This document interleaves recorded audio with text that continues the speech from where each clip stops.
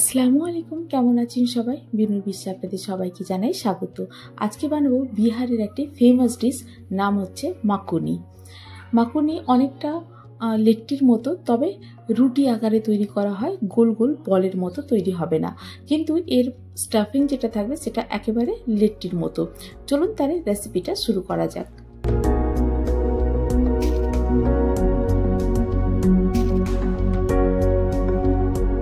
একটা বোলের মধ্যে আটা নিয়ে নেব। এটা আটা দিয়েই তৈরি হবে, ময়দা ইউজ করা যাবে না। দিয়ে দেব প্রয়োজন মতো লবণ, আর দিয়ে দেব জোয়ান বেশ খানিকটা। জোয়ানটাকে দু হাতে ভালো করে ক্রাশ করে দিয়ে দেব, যাতে জোয়ানের ফ্লেভারটা খুব ভালো করে বেরোতে পারে। এবারে দিয়ে দেব এতে ঘিটা দিয়ে সবগুলোকে একসঙ্গে খুব ভালো করে মিক্স করে নেব।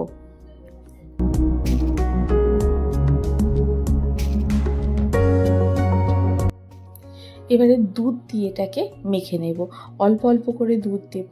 এটাকে মাখবো একেবারে শক্ত শক্ত করে, যেমন রুটির আটা মাখা হয় সেরকম হবে না, লুচির আটা যেরকম মাখা হয় সেরকম শক্ত ডো একটা তৈরি করব। এই যে দেখুন, আটাটা আমি মেখে রেখে দেবো কিছুক্ষণ সেট হওয়ার জন্য। এরকম শক্ত শক্ত করে মাখা হবে আটাটা। এবারে আটাটা যতক্ষণ সেট হচ্ছে, বাকি জিনিসগুলো রেডি করে নেব।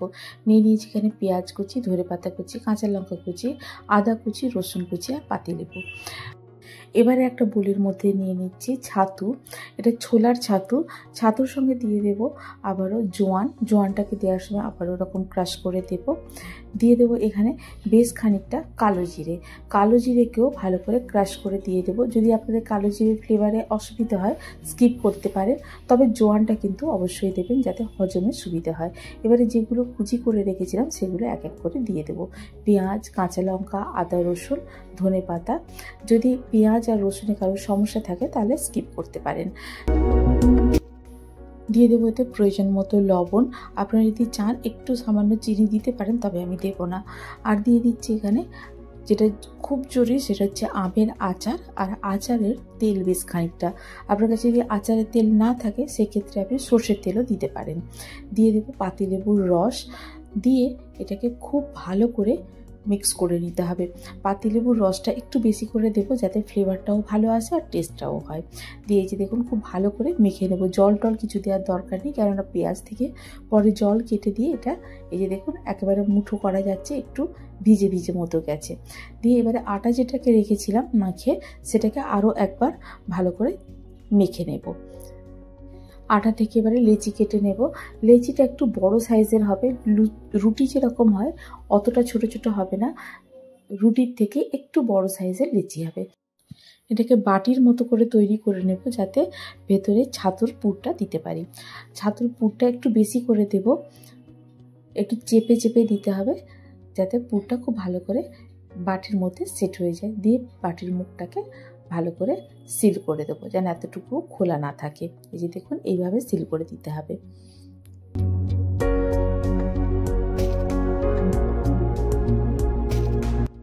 সবগুলোকেই এক এক করে এইভাবে তৈরি করে নিতে হবে। প্রথমে বাটি বানিয়ে নিয়ে এবারে ছাতুর পুরটাকে ভরে দিয়ে মুখটাকে খুব ভালো করে সিল করে দিতে হবে। এবারে পিঁড়ে বেলনি নিয়ে নেব, মানে যেটাতে রুটি বেলা হয়, তাতে অল্প একটু আটা নিয়ে হাতে একটু আটা লাগিয়ে দিয়ে এইভাবে লেচিগুলোকে একটু বড় করে তৈরি করে নিতে হবে দুই হাত দিয়ে। প্রথমেই বেলার কোনো দরকার নেই, প্রথমেই হাত দিয়ে লেচিটাকে একটু বড় করতে হবে, যাতে স্টাফিং যেটা দিয়েছি আমি ছাতুর, সেটা যেন সব দিকে খুব ভালোভাবে ছড়িয়ে যায়। এবারে বেলনির সাহায্যে খুব হালকা হাতে এটাকে বড় করে বেলে নেব, তবে খুব বেশি বড় বেলা হবে না, এটা একটু মোটা থাকে, একটু ছোট ছোট বেলা হবে। আমি কিছুটা বেলে নিয়েছি, এবারে চলুন এগুলোকে সেঁকা যায়। নিয়ে নিয়েছি একটা তাওয়াটাকে খুব ভালো করে গরম করতে হবে।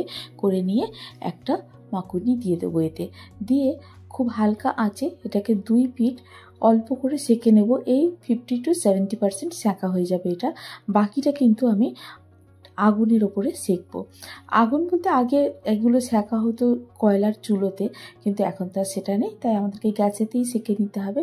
এই যে দেখুন, এটা সেঁকার পরেই কিন্তু আপনার মনে হবে একটা তন্দুর ভাব, তন্দুরি রুটি যেরকম হয় দেখতে ঠিক সেরকম হবে। এই যে দেখুন, লাল লাল করে সেঁকে নেব, চারিদিক এইভাবে ঘুরিয়ে ঘুরিয়ে সাইডগুলোকেও সেঁকে নিতে হবে। এই যে কি সুন্দর একটা লাল লাল ভাব এসছে, এইরকমই হবে সবগুলো। এই যে দেখুন এরকম। এবার আপনারা যদি চান একটু সাইজ ছোট করে নিয়ে একসঙ্গে 3টে এইভাবে সেঁকে নেওয়া যেতেই পারে। আমি দুরকমভাবেই দেখালাম, আপনাদের যেটা সুবিধা হবে সেটাই আপনারা করবেন। তবে 3টে একসঙ্গে যদি করা হয় অনেকটা টাইম বেঁচে যায়, খুব তাড়াতাড়ি তৈরিও হয়ে যায়। এরপর গ্যাসের উপরে এইভাবে সেঁকে নিতে হবে প্রত্যেকটাকে লাল লাল করে।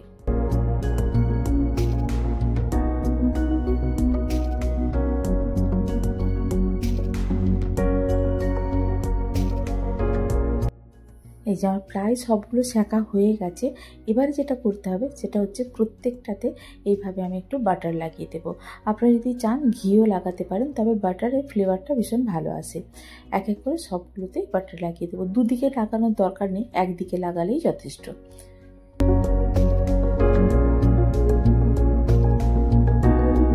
এই যে রেডি হয়ে গেছে আমাদের।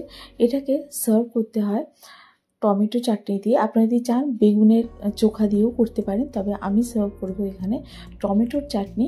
আর টমেটোটাকে পুড়িয়ে নিয়েছিলাম, ভালো করে পুড়িয়ে নিয়ে এটাকে পেঁয়াজ কাঁচা লঙ্কা দিয়ে চাটনি বানিয়ে নিয়েছি। আর সার্ভ করব এখানে টক দইয়ের সঙ্গে। টক দইটাকে ভালো করে ফেটিয়ে নিয়েছি, নিয়ে নুন আর উপর থেকে একটু লঙ্কার গুঁড়ো ছড়িয়ে দিয়েছি। আমার তো টক দই দিয়ে অসাধারণ লাগে খেতে। আপনারা ট্রাই করুন বাড়িতে, রেসিপিটি করে জানান আপনাদের কেমন লাগলো। যদি ভালো লেগে থাকে তাহলে বন্ধুদের সঙ্গে শেয়ার করুন। আর যদি কোনো নতুন বন্ধু থেকে থাকে তাহলে আমার চ্যানেলটিকে সাবস্ক্রাইব করে পাশে থাকার অনুরোধ রইল। আজ তাহলে এই পর্যন্তই, আবার দেখা হবে। ভালো থাকুন, সবাইকে ভালো রাখুন। আল্লাহ হাফিজ।